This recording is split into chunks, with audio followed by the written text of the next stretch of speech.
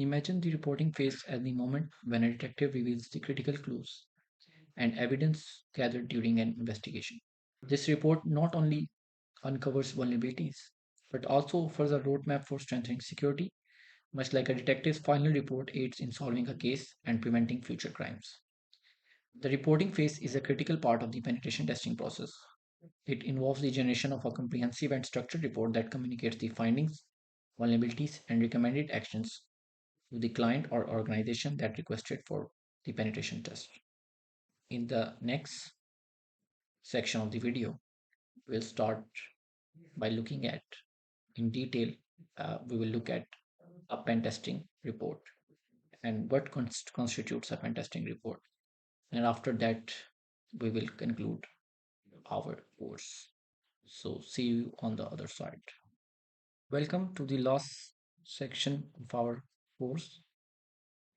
This is our last practical demonstration, and this is gonna cover our reporting or pen test report. The reporting phase is a critical part of the penetration testing process. It involves the generation of a comprehensive and structured report that communicates the findings and vulnerabilities and recommended actions to the client or organization that requested the penetration test. In the reporting phase, the pen testing team compiles all the information gathered during the test, including vulnerabilities, risks, and potential attack vectors.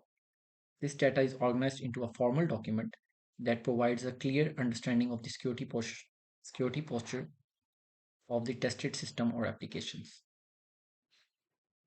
This report typically includes an executive summary for high-level stakeholders, detailed technical findings for the IT and security teams, risk assessments, proof of concept evidence, and prioritized recommendations for remediation. It serves as a valuable tool for the client to understand their security weaknesses and take proactive steps to strengthen their defenses. So, in our demo, we will look at this report which pertains to an application called Bad Store. This is a web application and this is a web application pen testing report. Similar to this, if you were doing a network penetration test, uh, the report would be the same. It would just cover different things uh, that are distinct to network penetration testing. So the hierarchy and the categories are same in almost all pen test reports. And then there's a little bit difference uh, when it comes to when you are making a minimalist pen test report. So some things are just you need to have them here in the report, but some things when in corporate environment are extra. They add some categories according to their needs, and that's okay. But we won't cover those. We will just cover the most fundamental things that are required in a pen test report. This will also help you in the future when you are doing a pen test.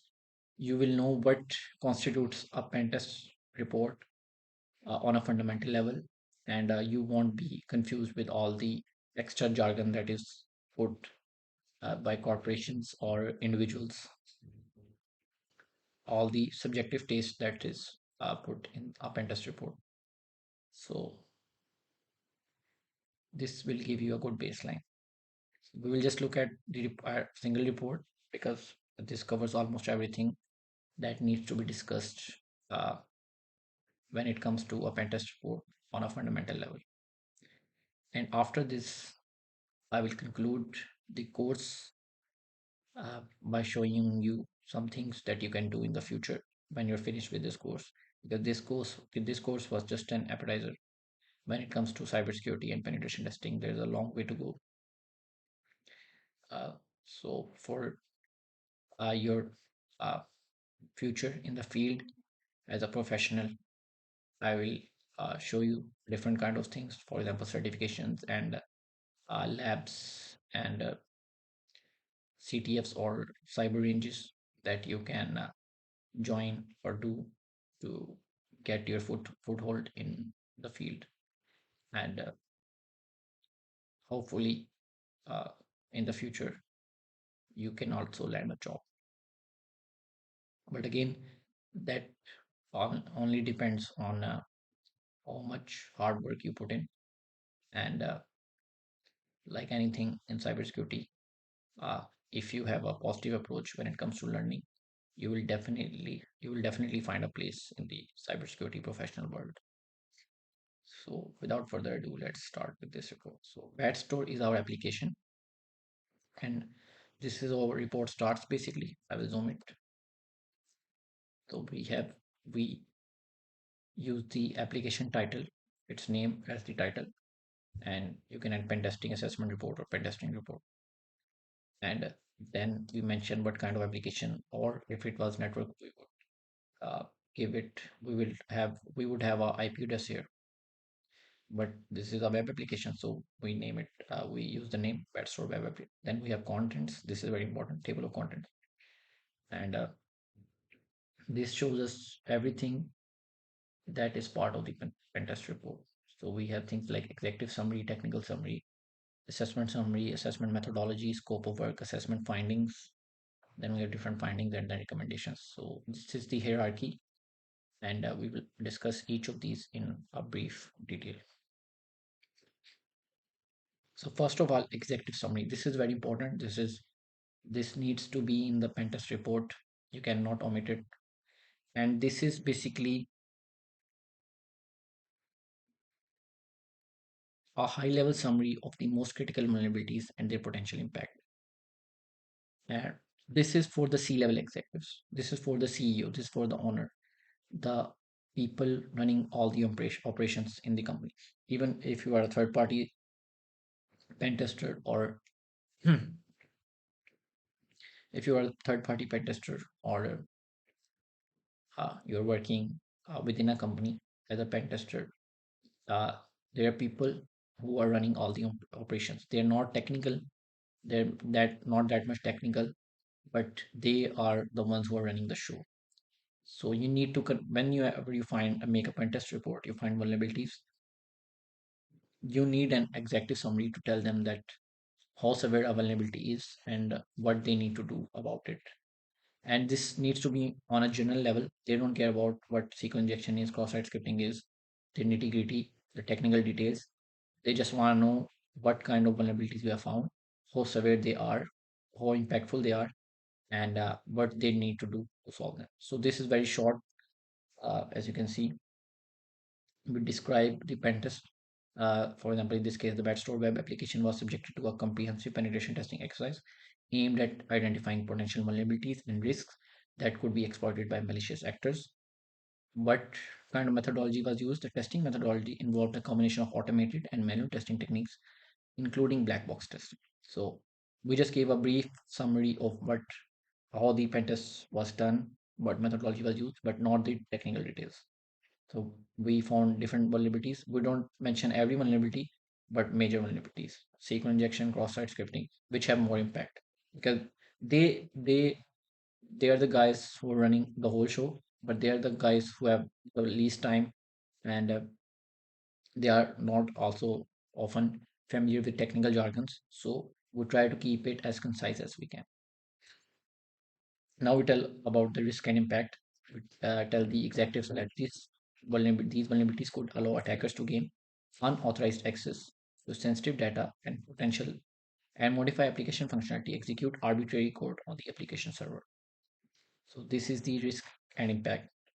We're telling them that we have found these vulnerabilities, and these vulnerabilities are severe. The vulnerabilities discovered were classified according to their severity level, risk rating, and potential impact on the application and its users. Proof of concept exploits were developed to demonstrate how these vulnerabilities could be exploited by attackers. So we're just giving them a overview of the whole process, how it was conducted. So they are in the light about it. Based on the findings of the testing, we recommend the batch store application be immediately patched to address the identified vulnerabilities. Additionally, it is recommended that security controls such as access controls, input validation, output encoding be improved to prevent future. So this pertains to cross-site scripting and SQL injection. We are just giving a general overview of the recommendation. So these guys, when they read it, they will know what to do, and they're not going to do it themselves. So they just need a summary of it, and then they'll actually approach the guys who are responsible for doing the technical stuff, and they will tell them to do so. So that's the purpose of the executive summary. Then we have the technical summary. This summary is for the IT guys, for the security team. If you are part of, if even if you're either a third party pen tester or you're part of team, it's a web application. It must be designed by some developer. So this is for those guys. You need to tell them how did you do. You need to tell them that on a technical level now, that how did you do the pen test, what was your methodology, what things you. So this is basically the executive summary, but now in detail. This for the technical guys. Whether you are a third party pen tester, you are working with a company's own uh, security team, or whether you are a company's pen tester, you are working with a developing team. So now they need to know how you approached the whole process. So it is documented and they can refer back to it. So we talk about the methodology. We use the OWASP methodology, which we discussed in the previous pen testing, web application pen testing section. This is the gold standard for web application testing. So we use it always. We use different tools. This is a lot of tools are here uh, from our previous sections. Nmap for scanning, Net Discover, Burp Suite, Wireshark. We have not used Wireshark in our course, but GoBuster, Hydrant, Riot, CyberChef, we have taken a glance at across. And these tools can change, vary depending on the pen test. So uh, as you become a good penetration, as you work your way up in the field, you start to learn different tools. And again, it's always about the concepts. Uh, there can be different tools that can be utilized for a single concept, and tools change. Some tools get fall out of place, they get outdated, then you replace them with newer tools. So that doesn't matter. What matters is that how you utilize them and you know the fundamental concepts. And then we talk about the techniques again, automated and manual. Automated means we use scanner, for example, Nessus or Burp Suite automatic scanner. And manual testing is like checking for each vulnerability manually. And then we talk about the vulnerability. So this is everything. This is one-to-one copy of the executive summary, but now we're just laying it out, laying the uh, one-liners or the sentences, uh, we the things we mentioned in the executive summary. Now we're just laying them out in detail. So here we talk about different vulnerabilities and how those vulnerabilities can have an impact. For example, in this case, the cryptographic failure allowed an attacker to decrypt sensitive data. So we're actually telling them about the vulnerability found and its impact. What was the impact of the vulnerability? How does it affect the business? Because again, everything is related to the business. As a pen tester, it's not about uh, glory or anything. It's about securing the application and in such a way that it does not affect the business. So our first job is everything we do in a pen test should be related to the business. Sometimes you can have a lot of lot of vulnerabilities that you might feel have an impact, but depending on the business, depending on the corporation, it might not have an impact. It might not affect them. So that would not gain any points in front of the executives or the technical committee uh, if you show them that vulnerability or mention that vulnerability. So you should always, uh, when doing a pen test, you should always try to understand what is the application you're testing and how critical it is to the business or the corporation. And then based on that criticality, uh, there are some vulnerabilities that will have more severity than others, and that will vary from uh, corporation to corporation or an application to an application. So uh, now we talk about the different vulnerabilities. Then we have mitigation. So we talk about different mitigations that we have recommended them, and what kind of mitigations are these recommendation include preventing strong password policies, limiting user access to only necessary resources, implementing proper input validation, sanitization. So we uh, found different vulnerabilities, and then we devised different mitigations, and that is again something we discussed during the OWASP portion of our web app pen testing video, that you can take those mitigation from OWASP also, and then we can combine them in the technical summary and mention those to our client. And again, now this is very important. This is basically the risk level and risk matrix. Basically, this is the table that relates to that shows in a concise manner the impact of each vulnerability, the impact and the severity. So what is, and there is a score for that.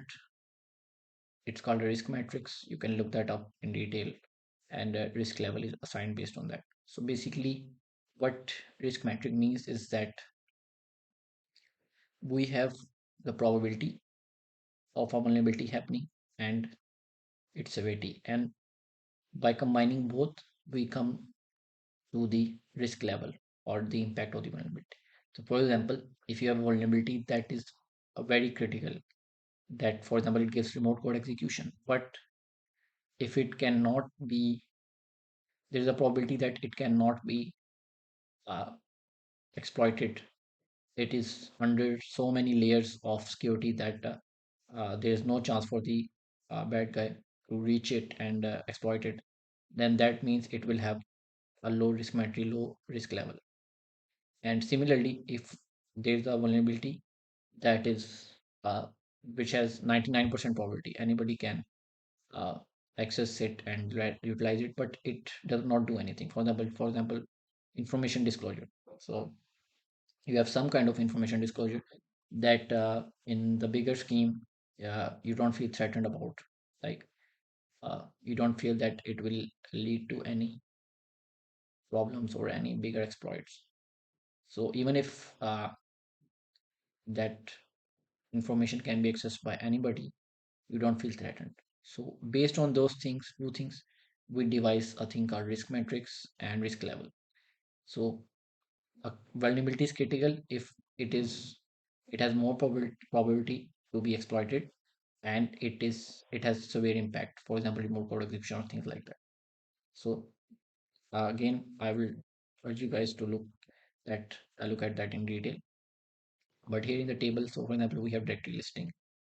uh, this vulnerability, what it does, we have description exposing sensitive files and directories to unauthorized user, and its potential impact, we tell them, because we always assume that the developer or the CEO or our client uh, does not know what any of these things mean, so we have to explain it. So this is part of the soft skill that are necessary for you to excel in the field. So it's potent disclosure of sensitive information, and this can vary from vulnerability to different vulnerability to vulnerability. Some information can actually be sensitive and have severe impact, some cannot. And this is again what you, this is again is devised based on the uh, client or business you are dealing with, and then we share the recommendation. So this is just a summarized view of everything in our report. That's why it should be part of a report always, a table or a matrix like that, because it makes the understanding of the report very easy, and this can make your report from good from bad to very good. It can it can raise the rank of your report in the client size. So disable directly listing web server, and then the risk matrix. So this is medium, based on the impact, based on the severity and probability. We have come to the conclusion that this is not very critical. But again, the next is very critical, 9.5 rating out of 10, and any vulnerability after 9 or 8.5 is critical. So broken access control, accessing restricted content, and this can lead to, because just as you can see, unauthorized access to sensitive information system resources, this can have severe impact. For example, some lower level guy can access an higher level guy's account, a CEO's account, or somebody who does not have any access can access the privileged accounts. So that's just a gist of it in a general manner. But from depending on it will always be according to client you're dealing with, the application you're dealing with, and the business. And then we have the recommendations, and then we have things. So there are a lot of critical vulnerabilities in this application. This is a high one, this is critical, this is critical. And then we have the assessment summary, and this is basically now uh, for the security team or for the technical guys, we are now again dumbing it down and explaining everything. So this is the summary of our assessment, how it was conducted. Again, there's some information that is duplicated, but now we actually define all the vulnerabilities. And this actually is similar to this, where we mention the vulnerability, the description, and what was the impact of all of these vulnerabilities. But this is the summary. This is our view that what are the vulnerabilities that we found, and what is our say on the matter. So overall, the results of penetration testing demonstrate the importance of conducting regular vulnerability assessments of web applications to identify and mitigate potential security risks. It is recommended that the identified vulnerabilities be addressed promptly to ensure the security and integrity of the application network. So now we are urging the company or the client to do something about it. And this is for the technical. And now the methodology. So now we will define our methodology in detail. That initially above in the executive summary, in the technical summary, we just mentioned, okay, we use OWASP. Now we will actually tell them what OWASP means. And now we in above in the technical summary, we told them that we use different tools. Now we will tell them step by step that at which was part of the process, what tool was used and how it was. So OWASP methodology is the comprehensive framework for testing web application provider structure. So that was used. And initially we used tools such as NetDiscover and Nmap to identify targets, system IP test and remind the target's open ports. And then we used BurbSuite to perform a manual test. BurbSuite is a tool, a framework we have covered already in our web application on a basic level. So you can see how important it is to for manual testing. And then we identified many vulnerabilities. And then again, we use Wireshark to analyze network traffic and identify potential security weaknesses, weak encryption, improper handling of sensitive data.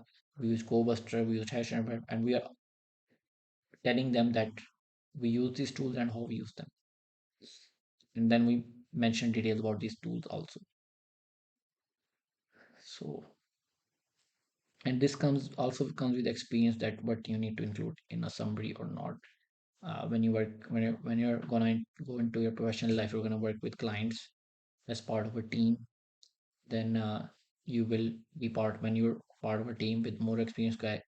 Uh, you will have the chance to work on this skill and know how a pen test report is made, and then you will have a better grasp of what to include or what to exclude from a pen test report based on the client. And then uh, no two pen test reports are exactly the same, but that's why you don't have to mostly care about the data, the actual data, detailed data, but the categories and what the categories mean, what kind of information needs to be there. Then you can add your own spice to that. Scope of work is very important. Scope of work defines what assets are you allowed to pen test. So in any case, for example, in case company, they can have many web applications, many network assets. So scope defines what are you allowed to test. That way, in case you mess up with any other thing, they can take a uh, action against you. Or if you're legally testing the allowed asset, you can actually tell them that you're allowed to do that. So this is in case of legality, it helps a lot. So we're telling them that our scope is limited to the bad or web application and its underlying infrastructure, and testing will be conducted on its port 1844, nothing else. And the aim is to identify potential vulnerabilities and risks that could be exploited by the attackers. And then there's an important thing, rules of engagement.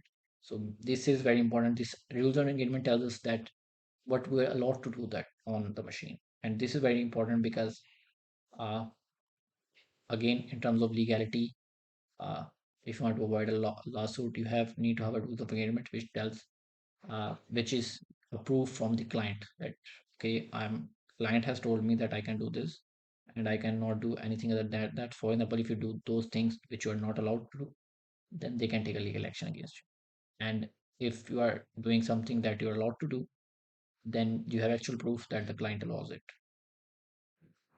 So we can use SQL map. We cannot use SQL map on this machine or this application. No, no offline attacks, not dealing with virtual hard disk or upload on the VM, which we are testing. Basically, this machine was on a VM, and then we discuss the exploitation and post exploitation process. Anything that this is basically what the client has asked and told us. So this is very important because after the pen test, if anything goes wrong, this is something that you refer to, and because this is something that the client and you have agreed on. So this is basically your contract. Then findings. This is very important. This is one of the most detailed things. We see this is your technical portion of the pen test. Where you share the screenshots, the whole pen testing process. For example, how you started. So this is the application main homepage, and we have button, and then we use net discover first. We share the code, again the screenshot, then we went to nmap scan. We found various ports. Okay, 80 and 443 was in scope, 3306 was not, so we did not cover that.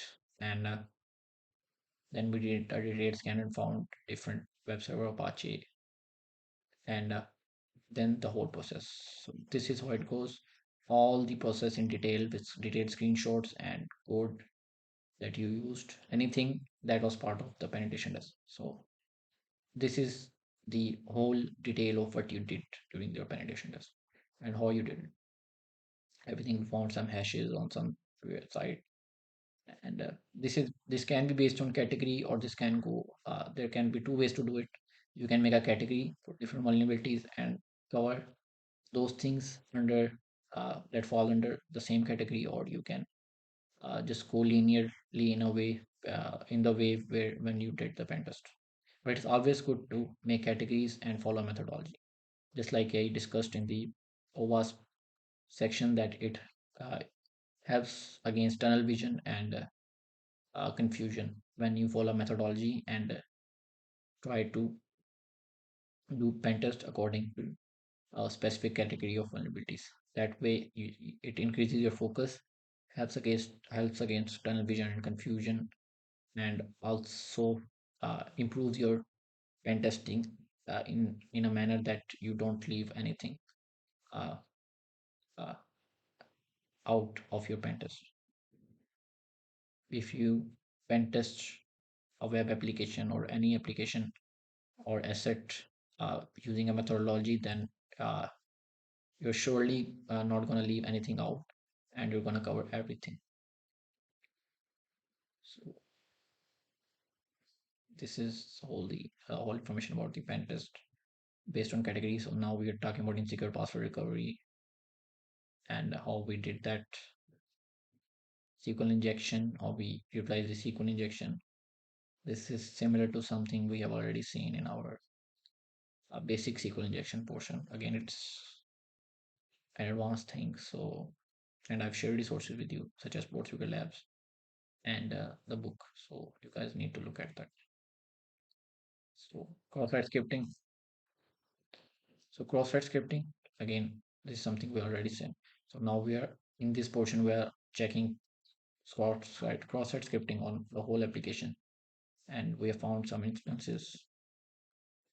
And then there are other communication. For example, this insecure communication. We actually uh, can intercept the credit card information of the user. This is Wireshark, something we have not seen covered in the course, but uh, uh, detailed concept, whole world on its own. And then other vulnerabilities that we have not seen in our web application section because of time constraints, but this is how everything works. And finally, we have the recommendations. Based on each vulnerability, we gave them 3 to 4 recommendations. What can they do? And this is something that the developer should understand. If not, then you can work with them, but it's not always your job. It's the security, IT team, and developers' job to apply these. And you give them the best recommendations based on the findings.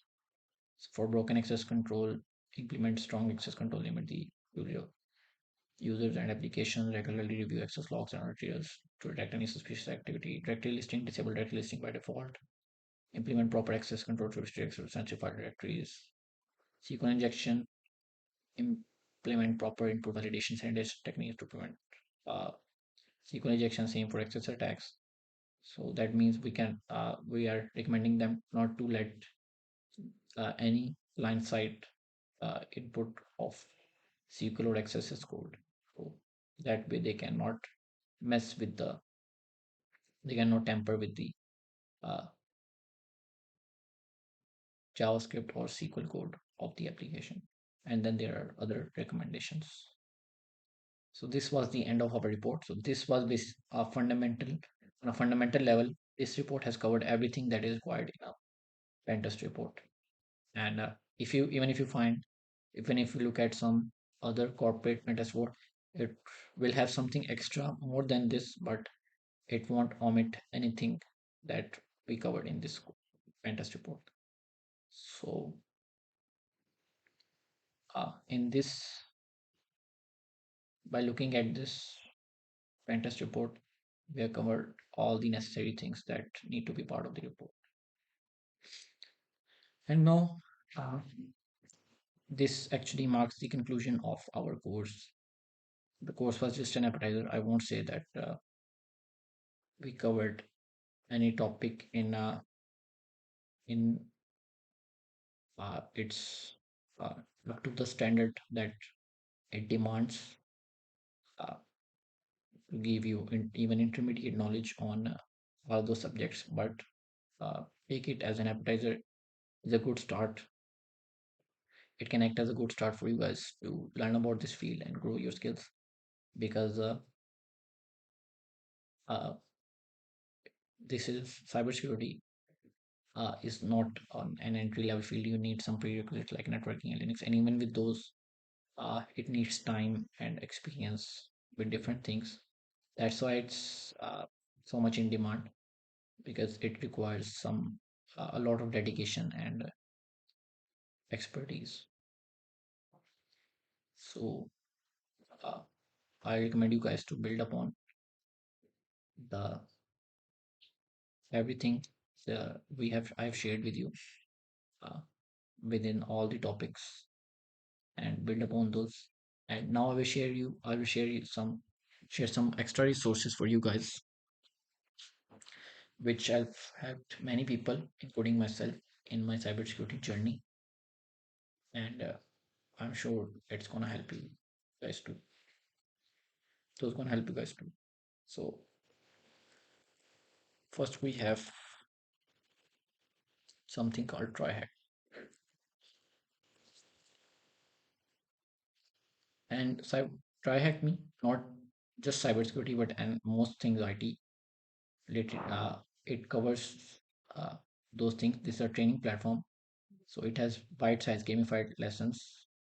You can join it for free, and they have machines like we tested in our exploitation and web application phase, and it has different lessons, and it is very beginner friendly. So uh, I recommend you guys to look at. They have their subscription model, but also there's a lot of content free, and you can access that. Anything related to networking, Linux operating system, cybersecurity, different fields of cybersecurity, they have uh, full courses, full paths for different fields. Cyber defense, SOC level 1, for complete beginners, SOC level 2, security engineer, offensive pen testing. So they have paths for them. It is not all inclusive again, but it helps a lot, especially for beginners. It will help you guys a lot. And then there are some testimonials. So this is a great point to start. And then you have the industry node Hackerbox. Again, a training platform, but you can say more for the guys who like competition, more for the guys, for the people who are much more grounded in the field. So you can even sign in, cannot sign in, I guess. I don't know. I actually joined it uh, a lot of years ago, basically 3 to 4 years ago. But I believe that you have to hack your way into it. But they might have changed it. I don't know. But it is not for the beginners. Although they have uh, developed their way into the field, and they have different websites now. For example, HTB Academy is for beginners and things like that. But mostly Hack the Box is not for CTFs and machines, and it is not for the guys who are very new or beginner or are not very confident. But if you have some experience in the field, then you can join Hack the Box, and they have active machines that you can hack and rank your way up. And it has a lot of clout, or you can say credibility in the field. So very good machines, very good knowledge that those machines can give you. And so this is something that you can, if you are if you have some experience in the field, you have you feel confident about your skills, you can test yourself in the ocean of Hack the Box. Then there's also one hub, which we actually realized in the course that it has machines related to made by different open source volunteer cybersecurity guys related to different vulnerabilities. It's free, but it's not online. You actually have to download machines, and the machines have different levels. So this is a great resource. And some machines that we covered in the course are from here, Valhalla, like Digin and Pentester Lab 1. So this is a great resource. You can download machines for VMware or VirtualBox, and then you can play with them and solve challenges depending. And they are differed by their they differ there by difficulty level. This is medium, this is easy, and so this is a good resource. So I think these three are enough for you guys to get started, and then there are other things. There's the offensive security organization, which has some certifications like OSCP and things like that, which you can do in the future, which are very popular but very expensive also. There's CompTIA, which has some vendor neutral theoretical certifications like Security Plus, CYSA Plus, which you guys can do. Look at for professional cloud to give. Not only these are much cheaper than offensive security, but they also have good name. For example, Security Plus is very popular in the industry. So these are things. Certifications are mostly just to boost up your CV. The knowledge, there are not many certifications that give you the knowledge. There are some, for example, OSCP. If you want to do it, it's expensive, but it will make you technically very sound. But like Security Plus, CYC Plus, these will uh, give you knowledge, but mostly these are for CV boosting and for theoretical knowledge. CEH is a very popular one from the EC Council, but it is not good. It will boost your CV, but on a technical level, it won't help you. And then there are like BTL one is Blue Team. This is we have not covered Blue Team stuff in our course, but uh, if you want to get good skills in Blue Team, BTL one, Blue Team level one is very good. And these are just some. And there are numerous certifications. This is something you uh, find out by yourself with experience that what works in uh, your target field, your target area where you want to get the job. Uh, but again, keep in mind that there is no replacement or alternative for skill and experience. So always keep learning, build upon your skills, build upon your experience, and even without certifications, you can get a job or work your way up in the field. But certification do help from time to time. So I won't undermine them. But be careful about those certifications are not everything. They're just to, uh, for you to uh, fill up the holes that are in your knowledge and for some professional cloud.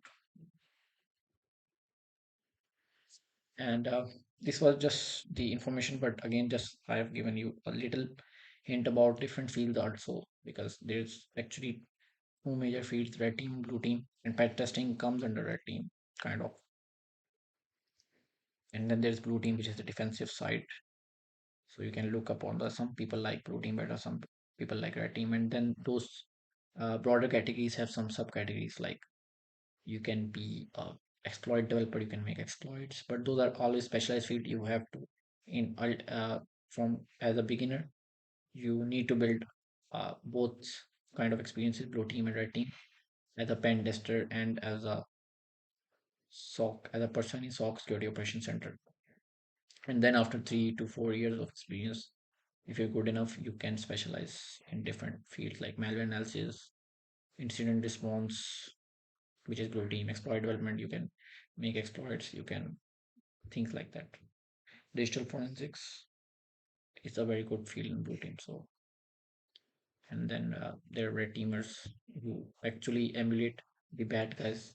So that is a part higher than pen tester. Pen tester will just test the application, but a red teamer will actually act like the bad guys and emulate them. So again, these are some high level concepts which I'm talking about, but just food for thought for you guys. And I think I will stop the video here and conclude the course here. I hope you guys enjoyed it. Uh, Again, lamenting the time constraints we have.